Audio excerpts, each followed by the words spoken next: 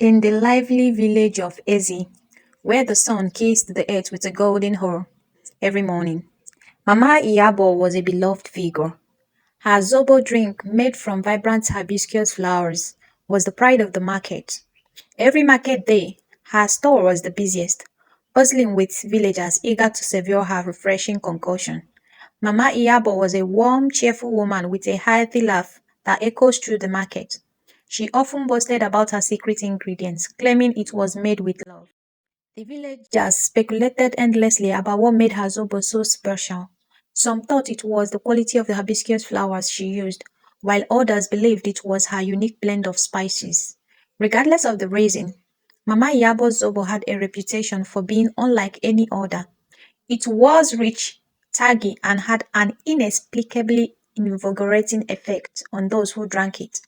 Many swore they felt a surge of energy after drinking it, attributing almost mystical qualities to the beverage. Despite the speculation, Mama Iyabo never revealed her secret. She would just smile and say, "The love I put into it makes all the difference." This explanation, while enduring, only fueled the curiosity and admiration of her customers. Mama Iyabo's fame spread beyond Ezi, drawing people from neighboring villages who came to taste her renowned zobo. Yet behind Mama Iyabo's cheerful facade and delicious zobo was a secret she guarded closely.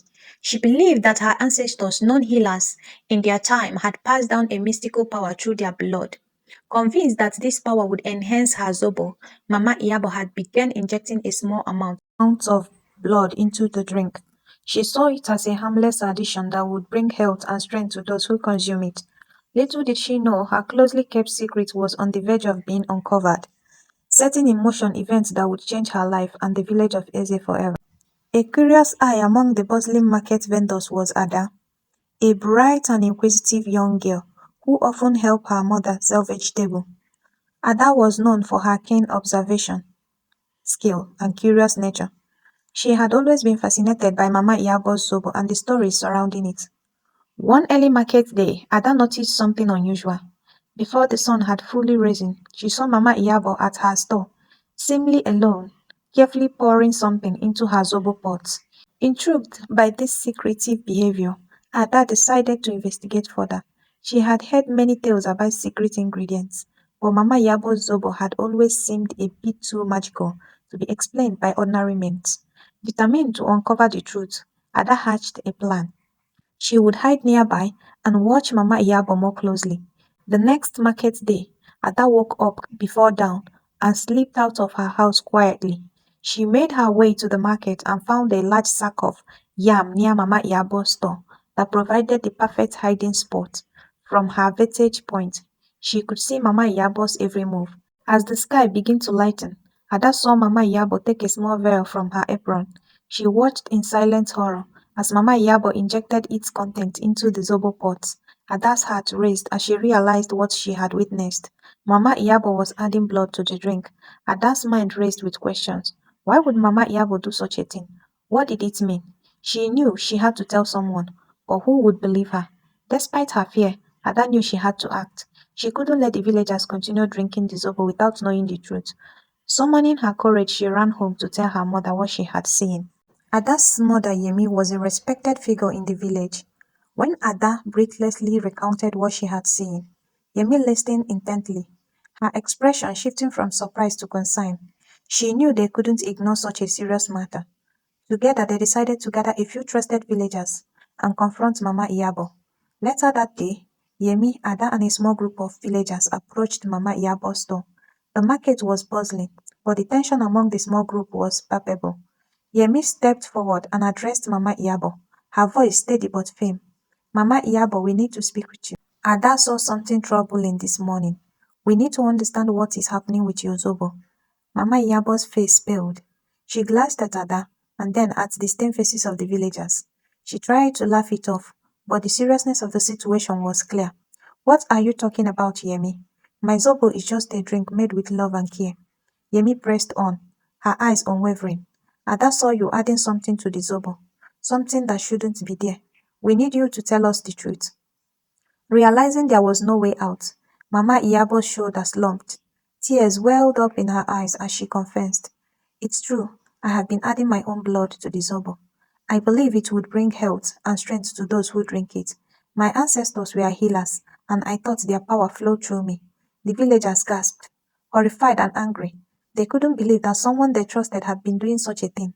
The market fell silent as more people gathered, drowned by the commotion. The betrayal they felt was immense, and the trust they had in Mama Iyabo was shattered. The village elders were called to address the situation. After a brief discussion, they decided that while Mama Iyabo's intentions might have been misguided, she needed to be held accountable for her actions.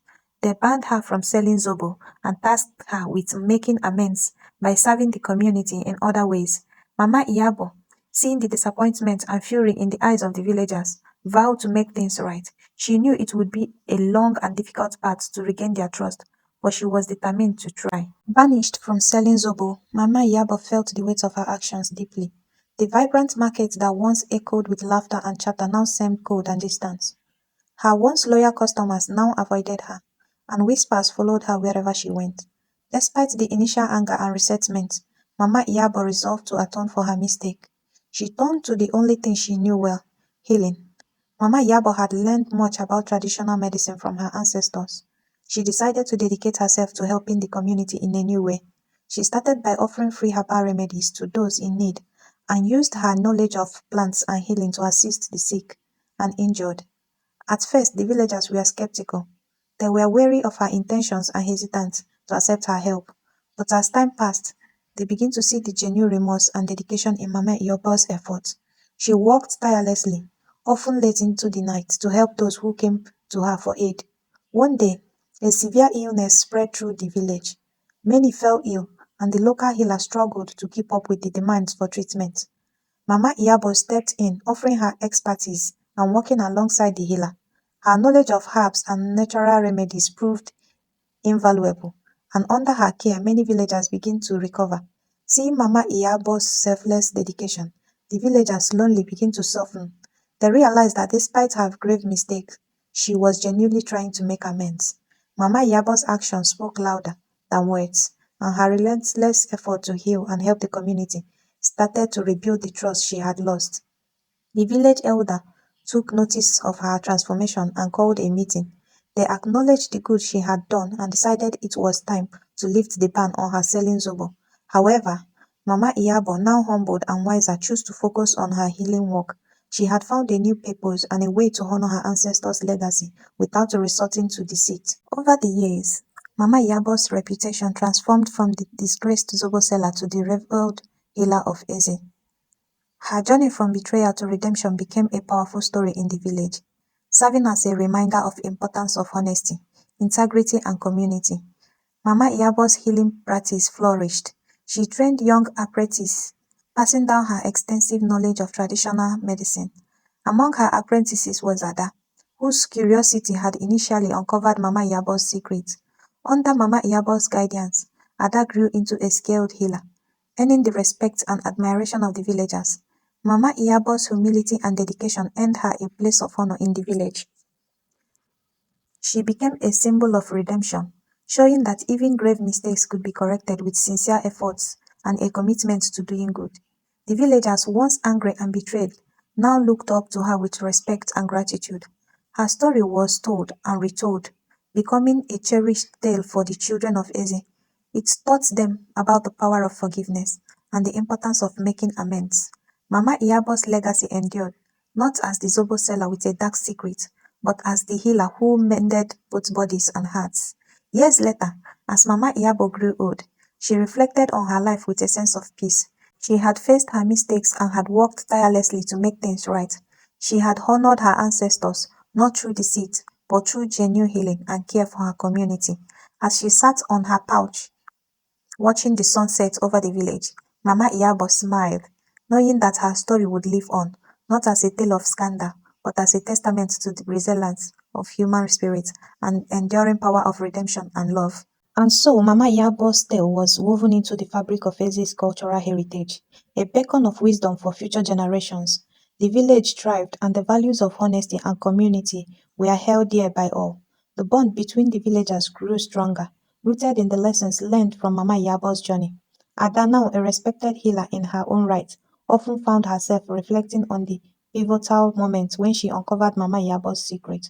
She admired the strength and courage it took for Mama Iyabo to face the consequences and work tirelessly to make amends. Ada carried these lessons with her, ensuring that her practice was always guided by integrity and compassion. Under Ada's leadership, the village's health and well-being flourished. She introduced new methods and combined them with traditional practices, creating a robust health care system that served everyone, from the youngest child to the eldest elder. Mama Iyabo, proud of her protege, found joy in seeing her legacy continue through Ada. Festivals and market days in Eze became more than just commercial events. They were celebrations of unity and shared values. The Zobo drink, though no longer sold by Mama Iyabo, remained a beloved part of these gatherings. Ada, having perfected the recipe without the forbidden ingredients, ensured that it was available to all. Every sip reminded the villagers of the resilience and spirit of their community. As the years passed, the story of Mama Iyabo became a cornerstone of village teachings. Elders would gather the children and recount the tales, emphasizing the importance of honesty, the courage to face one's mistakes, and the power of redemption. The children listened with wide eyes, absorbing the moral lessons embedded in the narrative. Mama Iyabo, in her 12th years, found solace in the knowledge that her life's journey had made a positive impact. She spent her days monitoring young healers, sharing her knowledge and experiences. Her laughter, still healthy and infectious, echoed through the village, a reminder of her enduring spirit. One evening, as the village gathered for a celebration, Mama Iyabo was honored with a special ceremony. The villagers expressed their gratitude and love, recognizing her as a pillar of strength and wisdom. Ada, standing by her side, recounted the journey they had shared and the lessons learned along the way. In her final years, Mama Iyabo lived surrounded by love and respect. She had transformed her life from one of sorcery and mistrust to one of open-hearted service and dedication. Her story became a timeless legend, inspiring all who heard it to strive for honesty, compassion, and the courage to make amends. As Mama Iyabo peacefully passed on, the village of Eze mourned her loss but celebrated her life and legacy. They erected a small monument in her honor, a symbol of journey from darkness to light, the power of community to heal and forgive. Her spirit lived on in the hearts of the villagers, guiding them through challenges and reminding them of enduring power of redemption. And so the story of Mama Iyabo, the Zobo seller turned healer, became an integral part of Eze's heritage, a shining example of the strength and resilience that lay within the human spirit.